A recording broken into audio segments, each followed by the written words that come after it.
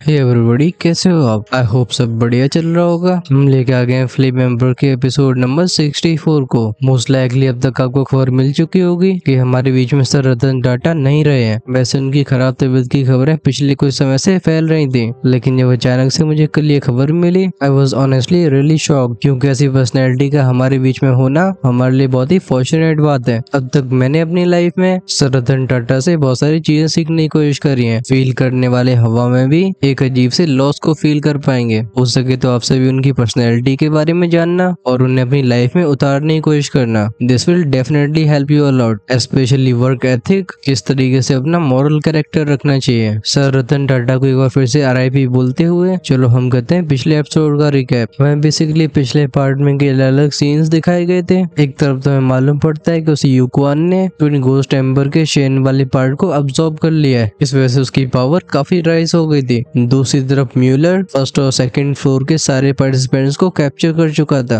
वो इन सभी को ट्विन घोस्ट टेम्पर के सामने ऑफर करना चाहता था। फिर सीन दिखाया जाता है उस घोस्ट रूम यानी कि सेलिंग एरिया के अंदर का, जहाँ पे गोल्डन ड्रैगन किंग उस बड़े से मॉन्यूमेंट को तोड़ देते हैं। फाइनली उसके अंदर रिवील होता है जेड टैबलेट। जब 9 सोल्स मॉन्यूमेंट की स्प्रिट बाहर आती है, एक ओल्ड मैन का फिगर था। वो जियान को बताता है कि ये सोल सप्रेसिंग टैबलेट है और तुम जिस खजाने की तलाश में यहाँ पे आए हो वो असल में ऐसे ही के अंदर छिपा हुआ है। तो फिर क्या जियान लग जाता है खुदाई में, आई मीन ट्रेजर की सर्च में, और ऐसा करने के लिए उसे इस जेड टैबलेट के राज जानने थे। लेकिन जैसे ही वो उस टैबलेट को छूने की कोशिश करता है, एक जेड कलर्ड लाइट उसे दूर फेंक देती है। लोंगी उसे बताते हैं कि असल में तुम्हारे पास सफिशिएंट स्ट्रेंथ नहीं है। काफी दिमाग का दही करने के बाद जियान को एक आइडिया आया था। वो अपनी मेंटल पावर और स्पिरिचुअल स्ट्रेंथ दोनों को एक साथ में मिलाने की कोशिश करता है, लेकिन आखिर चीज इतनी आसान कैसे हो सकती थी। फाइनली कोई विकल्प न बचने की वजह से वो दोनों पावर्स को उस जेड लाइट में दे मारता है। ऐसा होने पे वो जेड बैरियर टूट गया था और उसमें से बाहर आते हैं बहुत सारे सिंबल्स। ये सिंबल्स बहुत ही टेरिफाइंग और को रिलीज कर रहे थे, लेकिन जियान का ध्यान इन सिंबल्स पे नहीं बल्कि अपने लेफ्ट हैंड पे होता है। अब असल में पूरा मसला क्या है, चलो हम उसके बारे में जानते हैं इस एपिसोड में। वैसे हमें चीजें तो काफी मालूम पड़ने वाली हैं और मोस्ट लाइकली यहाँ से फाइट भी शुरू हो जाएगी, सो वीडियो को बिल्कुल लास्ट तक देखना। बात ऐसी थी कि जियान ड्रीम स्पेशली फोकस नहीं कर रहा था, क्योंकि उसके स्पिरिचुअल परसेप्शन ने पहले पता लगा लिया था कि ये बस इल्यूजरी रून्स हैं। उसका ध्यान होता है अपने लेफ्ट हैंड पे, क्योंकि बात ऐसी थी कि जब उस सोल सप्रेसिंग टैबलेट में से वो तेज रोशनी बाहर आती है, ये तीखी सी रोशनी एक मिस्टीरियस रून में ट्रांसफॉर्म होकर जियान के लेफ्ट हैंड में शूट हो जाती है। जब रून लाइट उसके हाथ में पेनिट्रेट करती है, ऐसा लगता है जियान के ऊपर बिजली गिर गई हो। उसका शरीर पूरी तरीके से कांप जाता है। तुरंत ही जियान के शरीर के अंदर की एनर्जी एकदम क्योटिक हो गई थी। ऐसा लगता है वो इस पावर को रेस्ट करने की कोशिश कर रहे हैं। जियान एक सोलम आवाज में कहता है कम डाउन। ये उसने खुद से बोला था। सोल पावर का इस तरीके से बढ़ना ये उसकी लाइफ फोर्स से कनेक्टेड है। वो बिल्कुल केयरलेस नहीं हो सकता था। अपनी शेयर विल पावर पर रिलाई करते हुए जियान जैसे तैसे अपनी स्पिरिचुअल स्ट्रेंथ और बाकी की एनर्जीज को सप्रेस कर पाता है, लेकिन उसके शरीर की गहराई में लगता है एक टेरिफाइंग फ्लेम सीड जाग गया था। जस्ट जियान ने अपनी सोल पावर के ऊपर कंट्रोल किया होता है, वो फ्लेम सीड फिर से शांत हो जाता है। अभी जियान तेजी से हाँप रहा होता है। अपने शरीर में से बदलाव की वजह से जियान एकदम स्टैंड हो गया था। अगर उसके पास सोल पावर और मेंटल पावर दोनों ही ना होती तो वो इस आउटवर्स को झेल नहीं पाता। वो जानता था कि ये सब उस लाइट की वजह से है, बट हाल फिलहाल की चीजें शांत होने की वजह से जियान भी अपने माथे से पसीना पहुंचता है। फिर उसकी नजरें जाती हैं उस जेड टैबलेट के ऊपर। जियान देखता है कि वो जेड टैबलेट इस समय ग्रे हो चुका है। ऐसा लगता है जैसे किसी ने उसकी रूह निकाल ली हो।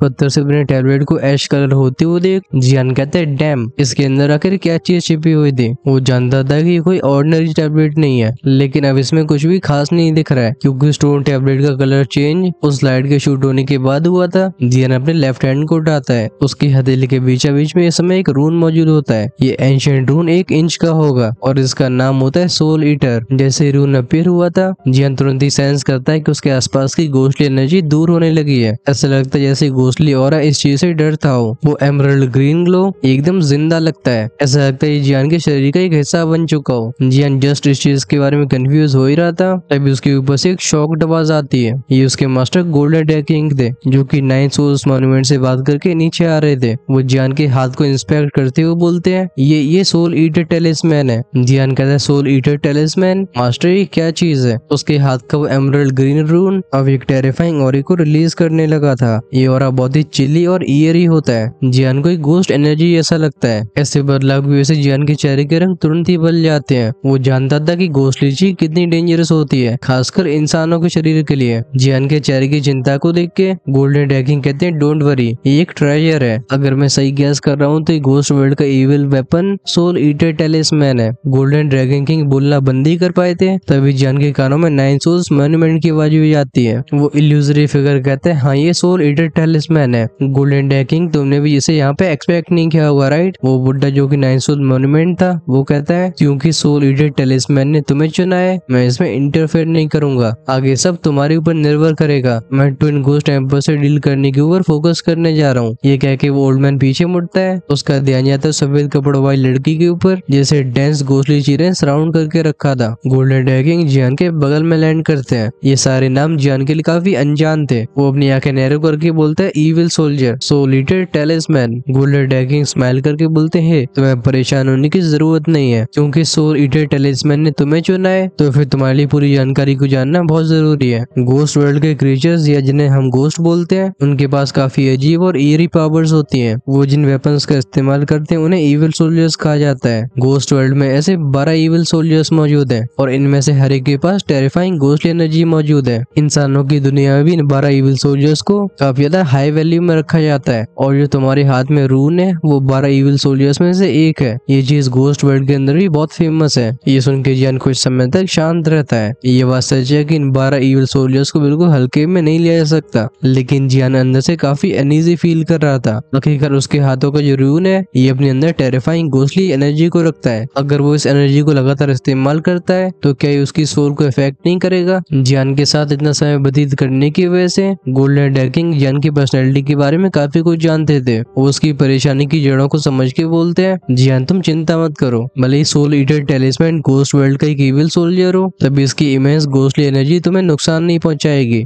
जियान स्केप्टिकल फील कर रहा था। वो कहता है रियली इस र्यून के अंदर की घोस्टली एनर्जी बिना किसी डाउट के बहुत डेंजरस है। जियान को अपने ऊपर शक होता है कि वो इसे हैंडल कर पाएगा। गोल्डन ड्रैगन एक्सप्लेन करते हुए बोलते हैं ऐसा इसलिए क्योंकि तुम सोल पावर और मेंटल पावर दोनों को पोजेस करते हो। स्पेशली तुम्हारी जो हेवली फ्लेम्स है वो इन घोस्टली औरों के खिलाफ बहुत ही कारगर साबित होती है। ऑल्दो तुमने ये रियलाइज नहीं कर पाया जब सोल ईटर टेलिस्मैन तुम्हारी बॉडी में एंटर हुआ था तो इसने शुरुआत में तुम्हें कंज्यूम करने की कोशिश करी थी, लेकिन इसके रास्ते को रोकती है तुम्हारी हेवली फ्लेम्स। इस एक्सप्लेनेशन को सुनने की वजह इस बार जियान की आंखें रियलाइजेशन की वजह से थोड़ी और खुल गई थी। अब उसे समझ में आता है कि जब रून लाइट उसकी हथेली के अंदर जाती है तो उसे अपने डेंटियन रीजन के अंदर वो अजीब सी सेंसेशन अपनी हेवली फ्लेम की वजह से हुई थी। वो हेवली फ्लेम इस सोल ईटर टेलिस्मैन का विरोध कर रही होगी। गोल्डन ड्रैगन आगे बोलते हैं भले ही सोल ईटर टेलिस्मैन को घोस्ट वर्ल्ड के इविल सोल्जर्स के रैंक में नंबर 10 में रखा गया हो तब इसकी पावर बहुत ही यूनिक और टेरिफाइंग है। ये किसी भी तरीके की सोल को डिवावर कर सकता है। इस वजह से तुम इसे सोल बॉडीज का नेमेसिस कह सकते हो, यानी कि जानी दुश्मन। जिन लोगों की इस बात को सुन के जियान के शरीर में चिल फैल गई थी। कोई भी चीज जो कि सोल्स को डिवावर कर सके उसका डेंजर लेवल एक्सट्रीमली हाई हो जाता है। जैसा कि सभी को बताया कि 2D एक्सपर्ट्स हेवन और अर्थ की नेचुरल एनर्जी को अपने आप अब्सॉर्ब कर सकते हैं। इस वजह से अगर बैटल में उनकी बॉडी डिस्ट्रॉय भी हो जाती है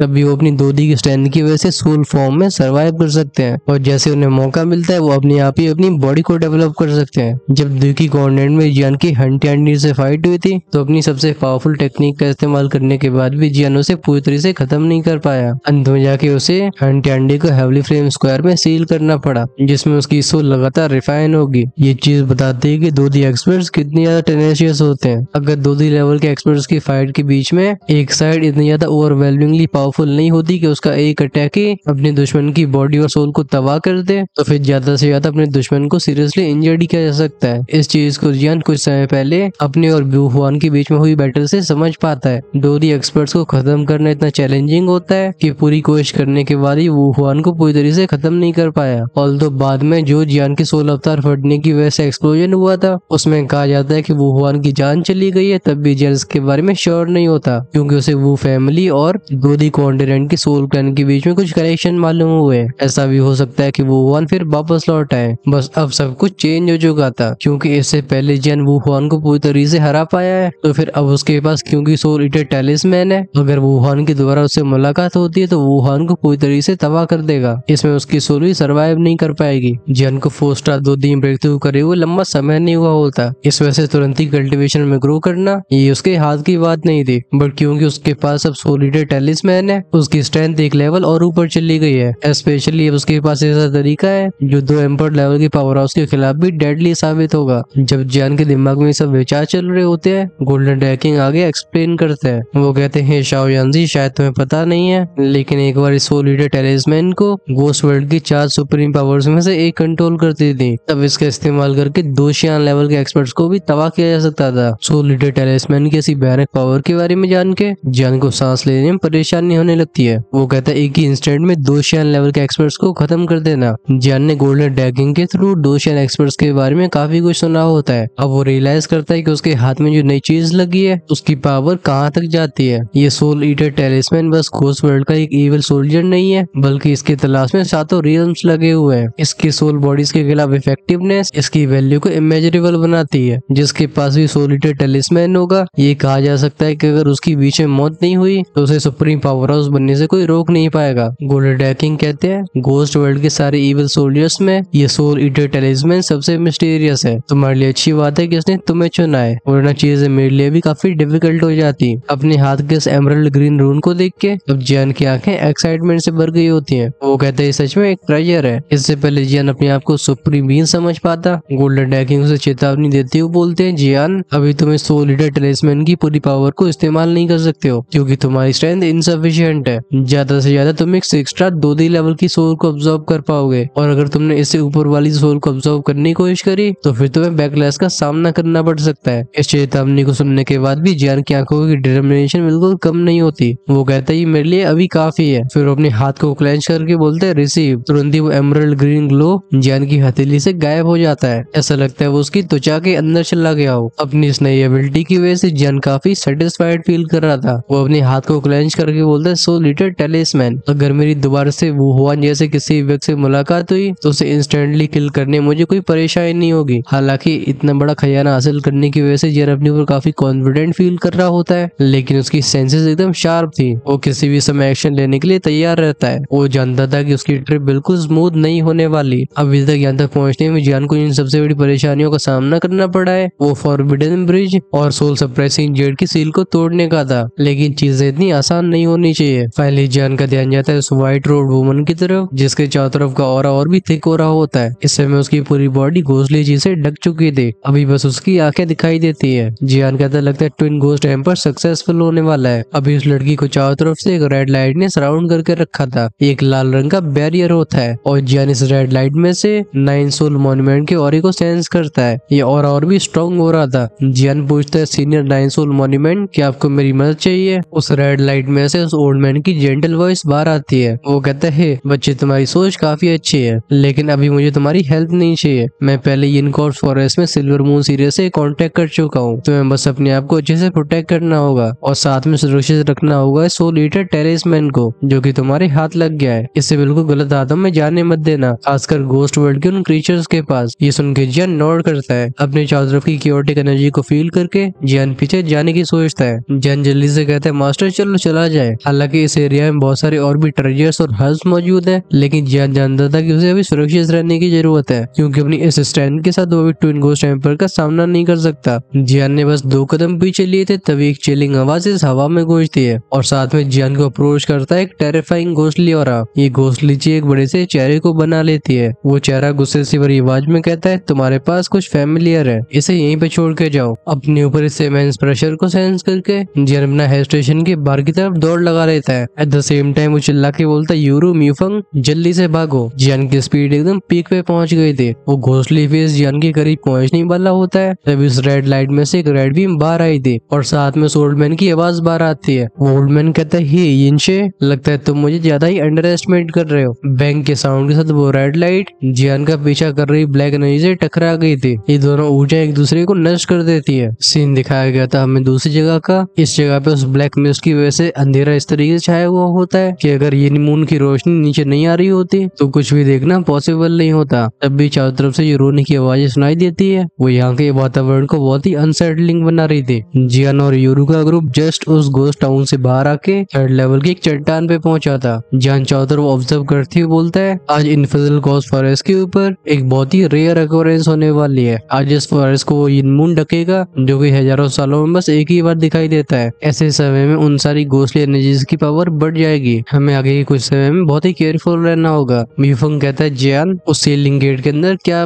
मौजूद है। असल में सीलिंग गेट के अंदर एंटर करने के बाद भी म्यूफंग को चीजों को ऑब्जर्व करने का ज्यादा समय नहीं मिला था। वो टेरिफाइंग फोर्स उसे पहले ही बाहर भेज देती है। जियान एक सोलम आवाज में कहता है, मैं उसके बारे में सर्टेन नहीं हूँ, लेकिन एक बात तो साफ है कि वहाँ पे एक टेरिफाइंग प्रेजेंस मौजूद है। उस घोस्टली ऑरे की पावर सच में अनइमेजिनेबल है। मुझे वो पावर चीफ वो जंग से भी ज्यादा खतरनाक लग रही थी। जिस तरीके से जियान बात कर रहा होता है, म्यूफंग को उसके ऊपर कुछ खास शक नहीं होता। आखिरकार घोस्ट रेलम की जानकारी नॉर्मली हर जगह पे अवेलेबल नहीं होती है। म्यूफंग कहता है, लगता है अंदर एक पावरफुल घोस्ट को सील किया गया है, और क्योंकि ये जगह घोस्ट टाउन है, इसका मतलब वो घोस्ट कम से कम घोस्ट एम्पर के लेवल का होगा। यूरू जो कि अपनी लोअर लिप को बाइट कर रही थी, उसकी नजर ऊपर चांद की तरफ जाती है। भले ही मून हो, लेकिन तब भी इसकी लाइट यूरू को और भी पावरफुल बना रही थी। आखिरकार यूरू मून फेरी की नरेटर है। जियान कहता है, चलो देखते हैं क्या होता है। उसकी आंखें टिक गई थी सूखे कुएं के ऊपर, जो कि नीचे घोस्ट टाउन में ले जाता है। जिस तरीके से डार्क डेंस घोस्ट एनर्जी लगातार एंट्रेंस से बाहर आ रही होती है, ऐसा लगता है किसी टेरिफाइंग क्रीचर का जन्म होने वाला है। ये मामला चला था कुछ और समय तक। अचानक से पफ की आवाज के साथ उस कुएं में से एक ब्लैक ब्लड मिस्ट एरप्ट होती है। इस ब्लड मिस्ट की फैलने की स्पीड काफी खतरनाक होती है, और इसमें से वो टेरिफाइंग इरी और बार एमिट हो रहा होता है। इस चीज की तहकीकात करने के लिए म्यूफंग, जो कि काफी क्यूरियस हो चुका था, वो तुरंत ही अपनी सीक्रेट टेक्निक को एक्टिवेट करने लगता है। तब जियान से रोकती हुए बोलते, म्यूफंग रुक जाओ। भले ही जियान ने म्यूफंग को टेक्निक को एक्टिवेट करते हुए देख लिया हो, लेकिन लगता है उसने देरी कर दी थी। जैसे ही म्यूफंग की आखिरी हैंडसील चेंज होती है, इससे पहले अपनी टेक्निक को परफॉर्म कर पाता, एक एनर्जी म्यूफंग को दूर फेंक देती है। इस टेरिफाइंग फोर्स की वजह से म्यूफंग के चेहरे के रंग उड़ गए थे। वो कहता है, एवरीवन बी केयरफुल, ये घोस्ट एम्परर है। इसी मोमेंट में वो काले पत्थरों की लेयर जिसने कुएं के मुंह को बनाया था, वो पूरी तरीके से डिसइंटीग्रेट हो जाती है। अंदर से एक टेरिफाइंग फिगर रिवील होता है। ये चीज किसी इंसान के बराबर रही होगी, लेकिन इसकी आंखों में इस तरीके से एक्सप्रेशंस और रंग दिखाई दे रहे थे, जिन्हें देखकर जियान की टोली एकदम चिल फील करती है। ऐसा लगता है इस फॉर्म के अंदर एक टेरिफाइंग प्रेजेंस मौजूद है। ये साइलेंस लास्ट करता है कुछ सेकंड्स तक, फिर उसे उस घोस्ट एम्पर की आवाज तोड़ती है। वो फिगर जो कि घोस्ट एम्पर था, वो तेजी से हंस के बोलते, हा हा, हजारों सालों के बाद फाइनली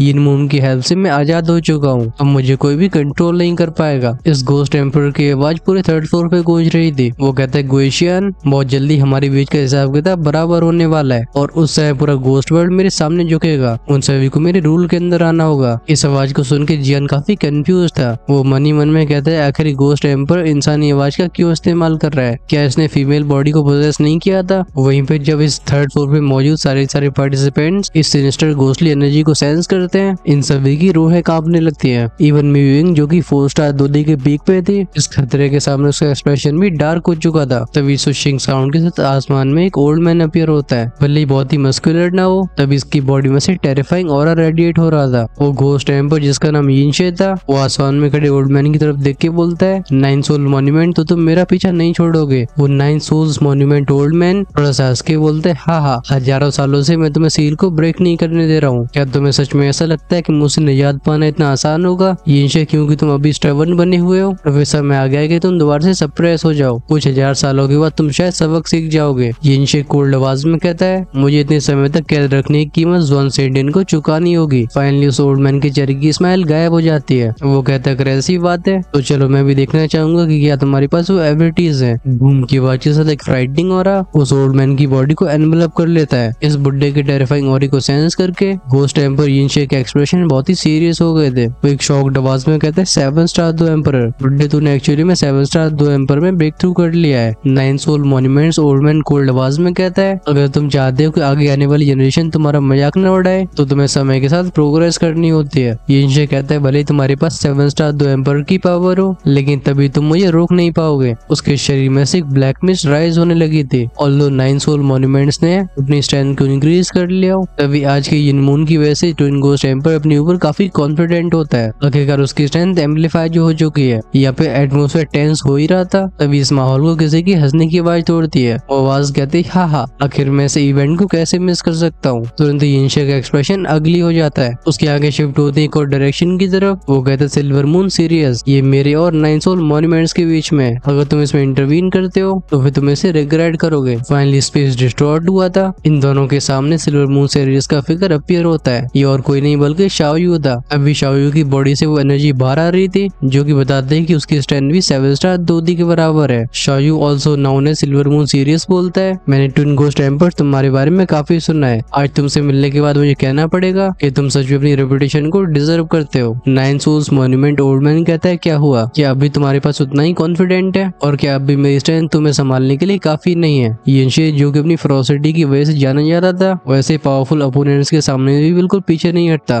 वो कहता है सफिशिएंट है, लेकिन तुम दोनों के लिए मुझे रोकना इतना आसान भी नहीं होगा। Nine soul monument old man एक मेंटल ट्रांसमिशन के थ्रू शायू से बोलता है चलो हम अटैक करते हैं। इसने सील को हाल ही में ब्रेक किया है, इस वजह से पूरी तरह से रिकवर नहीं हो पाया। हम ज्यादा समय बर्बाद नहीं कर सकते। ऑफ कोर्स शायू इस बात से एग्री करता था। दोनों तुरंत ही यिनशे के ऊपर हमला करने के लिए तैयार हो जाते हैं। इस मोमेंट में थर्ड फ्लोर पे जो भी एक्सपर्ट्स मौजूद होते हैं, इनमें म्यूइंग, लू गुआंग, चू हुओ और तोची वुजोंग और हुडू भी शामिल थे। इन सभी शॉक आंखें आसमान के ऊपर टिकी होती हैं। 2 7 स्टार 2 एम्पर लेवल के powerhouse twin ghost temper का सामना करने वाले हैं। आसमान का वातावरण बहुत ही भारी होता है। युद्ध की आग लगने के लिए बस एक चिंगारी की कमी थी। Nine souls monument old man की बॉडी में से ब्लेजिंग रेड ऑरा बाहर आ रहा होता है और शाओयू की बॉडी से वो सिल्वरी कोल्ड ऑरा रिलीज हो रहा था। ये दोनों हवा में मिलकर इलेक्ट्रिक से इफेक्ट को बनाते हैं। इन इंटेंस ऑरा को घोस्ट टेम्पर कैसे सेंस नहीं कर पाता। यिनशे की आंखें नैरो हो चुकी होती है और उसके चारों तरफ घोस्ट एनर्जी घूमने लगती है। यिनशे खुद से बोलता है इस जगह पे लंबे समय तक रुकना अच्छा नहीं होगा, मुझे इन दोनों से डील करके जल्दी से यहाँ से जाना होगा, क्योंकि मैं जब तक शेइन से मर्ज नहीं होता हूँ मेरी पावर रिस्टोर नहीं हो पाएगी। अपनी पीक स्ट्रेंथ पे न होने की वजह से वो जानता था ये एक लंबे समय तक चलने वाली बैटल उसके लिए बहुत ही हानिकारक होगी। हालांकि यिनशे ने उस सफेद कपड़ों वाली वुमन की पूरी पावर को अब्सॉर्ब कर लिया था, तभी 2 7 स्टार 2 एक्सपर्ट से फाइट करना ये अभी के यिनशे के लिए बहुत ही डिफिकल्ट टास्क होता है। सबसे पहले कदम आगे लेते हुए यिनशे कहता है घोस्ट पेंटर। तुरंत ही यिनशे के चारों तरफ की एनर्जी खतरनाक तरीके से रंबल होने लगती है। इसने एक बहुत ही बड़ी काले रंग के हाथ को बना लिया था। ये हाथ कम पंजा ज्यादा लग रहा होता है। फिर बिना हेजिटेशन की हवा को चीरते हुए उस ओल्ड मैन और शायू की तरफ आगे बढ़ जाता है। इस अटैक के पीछे इतनी पावर छिपी हुई थी कि हवा में बनने वाली शॉक वेव्स ज्यादातर पार्टिसिपेंट्स को एकदम ट्रेम्बल करवा देती हैं। यिनशे जानता था कि उसके दोनों दुश्मनों में नाइन सोल्स मॉन्यूमेंट ज्यादा बड़ा खतरा है। इस वजह से उसका सबसे पहला फोकस होता है शाओयू। जब उस मैसिव हैंड पेंट को अपनी तरफ आगे बढ़ते हुए शाओयू सेंस करता है, उसकी आंखें हल्की सी फ्लिकर होती है। इसके अलावा शाओयू के चेहरे पे कोई बदलाव देखा नहीं जा सकता। जैसे उसने अपने हाथ को वेव किया था, हम उसको वहीं से गायब होते हुए देखते हैं। क्रैशिंग साउंड के साथ वो अटैक शाओयू के आफ्टर मेजर्स के परकच्चे उड़ा देता है। अफसोस की बात यह थी कि वो शाओयू को छू नहीं पाया। शाओयू जो कि एक दूसरी पोजीशन में अपीयर हुआ था, वो खुद से बोलता है इस अटैक के पीछे काफी घोस्ट एनर्जी मौजूद थी। अगर मेरे पास स्पेस शटलिंग पावर नहीं होती तो मुझे इसका सामना हेड ऑन करना पड़ता।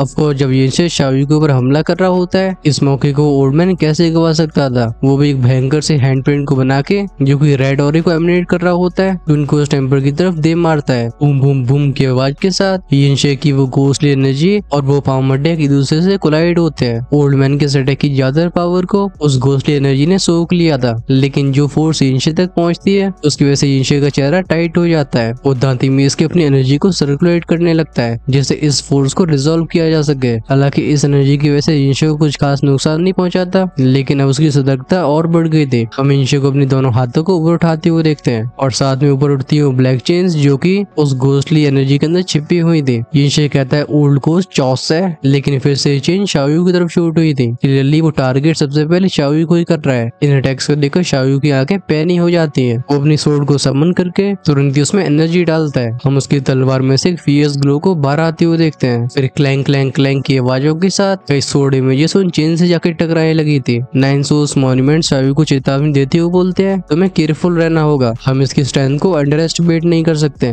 ये सुनकर शाओयू हल्के से नोड कर देता है। जैसे जैसे बैटल आगे बढ़ती है, जियान के चेहरे के एक्सप्रेशंस डार्क होते जाते हैं। वो शाओयू की कुछ टेक्निक्स को दुखी कॉन्टिनेंट के सोल क्लैन से लिंक कर पा रहा था। जियान कहता है ये टेक्निक्स की आंखें नैर हो जाती हैं। उसे याद आती हैं वो सभी फाइट्स जिसमें उसने हन क्लैन के एक्सपर्ट्स का सामना किया होता है। जियान कहता लगता है इन घोस्ट क्रीचर्स और सोल क्लैन में गहरा कनेक्शन है। उसके दिल में एक सेंस ऑफ अर्जेंसी जाग चुकी थी। आसमान में nine soul monument old man एक काम आवाज में कहता है यिनशे भले तुमने ये सील को ब्रेक कर लिया हो, लेकिन तुम मेरे हाथों से बच नहीं पाओगे। ये सुनकर यिनशे कोल्ड स्माइल पास करता है। न जाने क्यों, लेकिन उसका कॉन्फिडेंस बिल्कुल कम नहीं हो रहा था। घोस्ट टेम्पर के चारों तरफ की ब्लैक मिस्ट और भी घनी हो जाती है और बाहर आने वाली ब्लैक चेन्स की संख्या भी बढ़ गई थी। वो कहते हैं ओ ऐसी बात है क्या, तो फिर तुम ट्राई क्यों नहीं करते। ओल्ड मैन फिर से बोलता है यिनशे तुम पूरी तरह से खून के प्यासे हो चुके हो, तुम्हारे लिए सील होना ही अच्छा होगा। अब यिनशे ने उस ओल्ड मैन को इग्नोर करना शुरू कर दिया था। चेन्स के नंबर इतने ज्यादा बढ़ चुके होते हैं कि अब वो शाओयू के साथ साथ 9 सोल्स मॉन्यूमेंट ओल्ड मैन के ऊपर भी हमला कर पा रहा था। ये डार्क चेन से कोरोसिव पावर को रखती हैं। शाओयू और उस ओल्ड मैन को पता होता है कि वो उनकी कांटेक्ट में नहीं आ सकते। इस वजह से काफी दूरी के आसमान में एक लाल कपड़ों में फिगर फ्लोट कर रहा होता है। ये और कोई नहीं बल्कि वही चैंग यू थे जिन्हें वू जियांग ने बुलाया होता है। वो इंशियो को देख के बोलते हैं लगता है किसी चीज का इंतजार कर रहे हैं। लगता है अभी उनका फाइट में इंटरवीन करने का इरादा नहीं था। अभी तो बैटल को देख के ऐसा लग रहा है कि 9 सोल मॉन्यूमेंट्स और शाओयू इस इंशियो को संभाल पाएंगे। लेकिन चैंग यू को ये पता होता है कि अभी तक येन कॉर्स फॉरेस्ट की एंटिटीज ने अपने आप को शो नहीं किया है। इन सभी की प्रेजेंस एक छिपा हुआ खतरा है। दूसरी तरफ म्यूलर जो कि इस फाइट से थोड़ी सी दूरी पे था, आसमान में बूम बाम की आवाजें सुन के वो चिल्ला के बोलता है जल्दी आगे बढ़ो। उसका प्लान ट्विन गोस्ट टेम्पर को सपोर्ट करने का होता है, क्योंकि अगर ट्विन गोस्ट टेम्पर से सपोर्ट करता है तो वो जियान को एक ही बार में खत्म कर पाएगा। वो जियान के तहस होने के बारे में सोच ही रहा था, तभी लगता है उसे कुछ चीजें याद आ गई थी। वो कहता है हाँ वो यूक्वान और बाकी के लोग कहाँ रह गए हैं। उसके चेहरे का एक्सप्रेशन एकदम अनसर्टन था। उसने काफी समय से गोस्ट स्पिरिट को भी देखा नहीं होता और ऐसा होना काफी अनयूजुअल बात है। तभी उसके सामने एक फैंटम फिगर मेटेरियलाइज होता है। इस फिगर को मिलर तुरंत ही पहचान जाता है, क्योंकि ये था यूक्वान। भले ही मिलर चाहे कितना भी एम्बिशियस हो,